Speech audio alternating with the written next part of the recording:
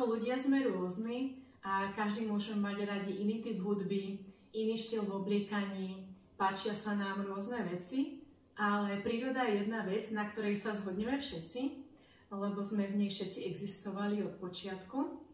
To, že príroda má na nás priaznivý vplyv, vieme už relatívne dávno, ale málo ľudí vie, ako špecificky na nás pôsobí, ako konkrétne napríklad na nás pôsobia rastliny a stromy. Skoro všetky stromy, ale špeciálne borovice, cédre, cyprusy, vylučujú chemické zlúčeniny, ktoré voláme fytoncídy. Vylučujú ich preto, lebo ich chránia pred škodcami alebo aby neboli zjedené zvieraťom. Napríklad v Afrike, keď sú stromy ohryzené žirafami, nemôžu sa rozmnožovať, lebo ich semená nepadajú na zem. Tieto stromy vyšľú chemické správy do vzduchu a tak varujú okolité stromy svojho druhu a tie potom robia to svoje ihličie viac pichlavejšími, takže ho žirafy nebudú jesť.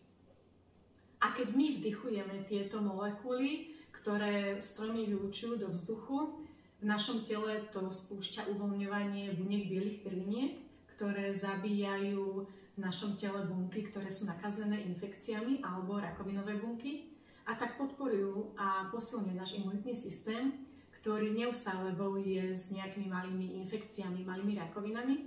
Ani o tom nevieme a až keď už nestíha bojovať, tak ochorieme.